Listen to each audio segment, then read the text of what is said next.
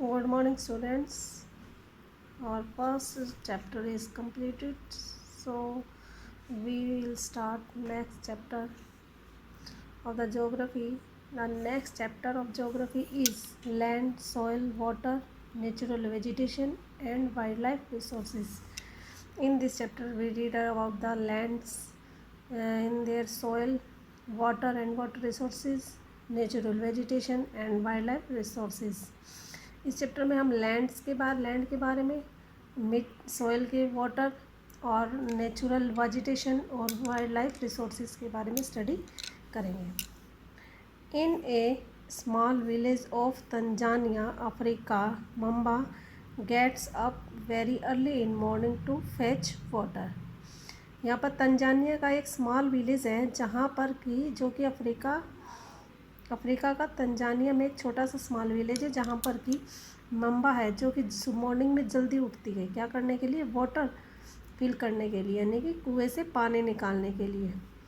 She has to walk a long way and returns after a few hours, क्योंकि उसको पानी लाने के लिए बहुत लंबी दूरी तक रास्ता तय करना पड़ता है और उसके बाद में उसको कुछ घंटे लग जाते हैं वापस से आने में। He then helps her mother in a house and joins her father in taking care of their goats. उसके बाद वह अपनी माँ की घर में हेल्प करती है और उसके बाद वह अपने भाई की, अपने ब्रदर्स की, उनके घर में जो गोट्स होती हैं वो पाल रखी हैं, उनको ले जाने में उनकी हेल्प करती है। All her family owns a piece of rocky land around their small hut. पूरी उनकी जो पूरी फैमिली है वो एक चट्टानी लैंड उनकी जहाँ पर छोटी सी झोपड़ी है, वहाँ पर पूरा एरिया चट्टानी है, पथरीला एरिया है। Mamba's father can barely grow some maize and beans on it after toiling hard.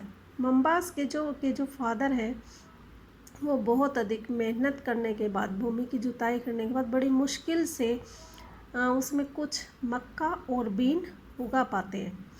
This is not enough to feed their family for the whole year. और जो ये मेज़ और जो बीन मम्बा के फादर इसमें land में grow करते हैं, ये उनकी पूरी फैमिली के लिए, पूरे ईयर के लिए इनफ नहीं होती हैं। क्यों नहीं होती वहाँ पर enough crops?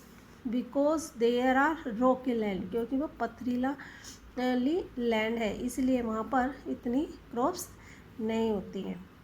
Peter lives in a heart of the sheep rearing region in the New Zealand where his family runs a wool processing factory.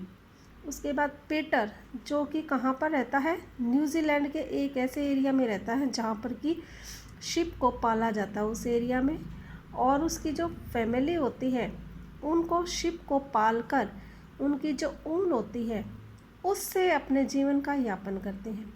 यानी कि भेड़ों की जो बाल होते हैं उनको निकालकर जो ऊन बनाई जाती है उस फैक्ट्री में उसके पिताजी फैमिली काम करती है। Every day when he returns from school, Peter watches his uncle take caring of their sheep. और जब वह स्कूल से वापस लौटता है तो देखता है पीटर अपने अंकल को कि अपनी जो शिप है, भेड़ है, उनकी देखभाल करते हैं। Their sheep yard is situated on a wide grassy plain with hills in the far distance. उनका जो शिप यार्ड है, यानी कि जहाँ पर शिप को रखा जाता है, this is place where are the sheeps are lived. ऐसा एरिया है जो कि बहुत, यानी कि चौड़ा, यानी कि ग्रास, ये हरा भरा एरिया है जो कि कुछ दूरी के ऊपर है, एक पहाड़ी है उसके ऊपर है। It is managed in A scientific way using the latest technology. और वे भेड़ के बालों से, शिप के हेयर से ऊन बनाने के लिए लेटेस्ट जो साइंटिफिक जो टेक्नोलॉजी है उसको यूज़ करते हैं। Peter's family also grows vegetables through organic farming. Peter's की जो फैमिली है वो ऑर्गेनिक फार्मिंग के द्वारा यानी कि खाद का उपयोग करते हुए कुछ सब्जियां भी उगाते हैं। Mamba and Peter stay in two different parts of the world and lead very different lives. और इन दिस स्टोरीज़ के अंदर हम देखते हैं मम्बा और जो पीटर हैं जो वर्ल्ड के डिफरेंट पार्ट्स के अंदर लिव करते हैं और दोनों की जो लाइफ है वो बिल्कुल डिफरेंट है। This is difference is because of the difference in the quality of land. दोनों की लाइफ में डिफरेंस क्यों है? क्योंकि वहाँ जिस प्लेस के ऊपर वो रह रहे हैं वहाँ की जो लैंड की क्वालिटी है वो डिफरेंट है। क्योंकि लैंड की क्वालिटी डिफरेंट है इसीलिए उनकी लाइफ भी बिल्कुल डिफरेंट है। And soil, water, natural vegetation, animal and uses of the technology. वहाँ पर लैंड की क्वालिटी अलग है, सॉइल अलग है, वाटर की फैसिलिटी अलग है, नेचुरल वेजिटेशन, एनिमल और जो टेक्नोलॉजी वो यूज़ करते हैं दोनों की डिफरेंट है। The availability of the such resources is the main reason places differ from each other. और जो ये रिसोर्सेज की जो उपलब्धता है, जो ये रिसोर्सेज हैं इनकी जो उपलब्धता है इसका मुख्य कारण क्योंकि ये अलग अलग प्लेस के ऊपर अलग अलग होते हैं इसीलिए इनकी अवेबिलिटी है वो भी अलग अलग होती है। Then land is among the most important natural resources. Land है जो कि नेचुरल रिसोर्स का सबसे इम्पोर्टेंट नेचुरल रिसोर्स है land. It covers only about 30% of the total area of the earth surface and all parts of the small percentage are not habitable. यानी कि total अर्थ के surface का केवल 30% एरिया ऐसा है जहाँ पर कि पीपल रह सकते हैं और सभी जो इनके जो स्मॉल परसेंटेज है वो रहने के योग्य नहीं है।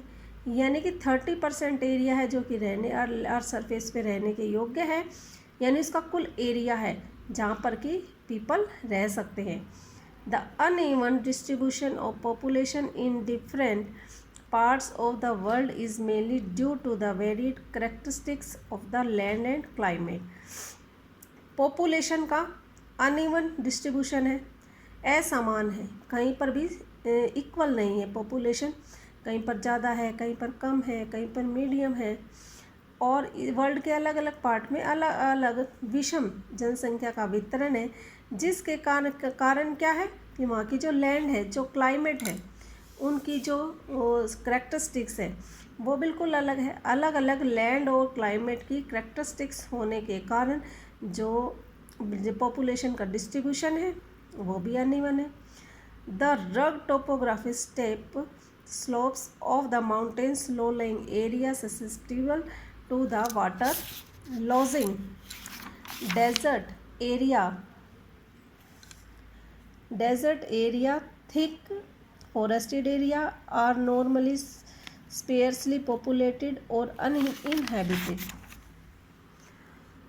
अब ये जो ऊबड़ खाबड़ जो एरिया है क्यों लैंड और ये मेन करेक्टरिस्टिक्स क्यों है क्योंकि जो लैंड होती है ये भौतिक रूप से ऊबड़ खाबड़ होती है, कुछ ऊबड़ खाबड़ होती है, कुछ पथरीली होती है और कुछ पठारियाँ होती है, कुछ पहाड़ियाँ होती है और जो पहाड़ होते हैं उनकी जो ढलानें होती हैं कैसी होती है, नुकीली होती है, शार्प स्लोप्स होती है। और कुछ एरिया नीचे के इलाके जो होते हैं वो कुछ एरिया ऐसे होते हैं जहाँ पर कि जल इकट्ठा हो जाता है, जल का जमाव होता है, वाटर इकट्ठा होता है। और कुछ रेगिस्तानी एरिया हैं और कुछ ऐसे हैं जहाँ पर कि बहुत ज़्यादा फॉरेस्टेड एरिया है, जंगलात एरिया है जिसके कारण यहाँ पर बहुत कम जनसंख्या पॉपुलेशन ही रहती है। Plants and river valley offer suitable land for agriculture, hence these are the dense populated area of the world. Plain और जो रिवर वैलीज होती हैं वो एग्रीकल्चर के लिए सबसे सूटेबल मानी जाती है। It is consider to be very suitable for each person because यहाँ पर फर्स्ट ऑफ ऑल तो यहाँ पर डेंसली पॉपुलेटेड एरिया होते हैं ये वर्ल्ड के जहाँ पर कि रिवर वैली होती हैं और प्लेन एरिया होता है। एक तो प्लेन एरिया के ऊपर एग्रीकल्चर फार्मिंग करना इजी रहता है और वहाँ पर रिवर वगैरह होती हैं, रिवर वगैरह होने से वाट क्रॉप्स की इरिगेशन भी इजीली हो जाती है, जिसके कारण कि वहाँ पर अधिक से अधिक ज़्यादा से ज़्यादा पॉपुलेशन वहाँ पर लिव करती है, क्योंकि उनको फार्मिंग करने में हेल्प मिलती है। इसीलिए इन एरिया के अंदर पॉपुलेशन ज़्यादा रहती है। डेजर्ट एरिया में जहाँ पर जल इकट्ठा होता उन एरिया में, पहाड़ी इलाकों में, और जो उबड़ खाबड़ जो एरिया होते हैं वहाँ पर जनसंख्या कम पाई जाती है। Today is enough for you. Thanks.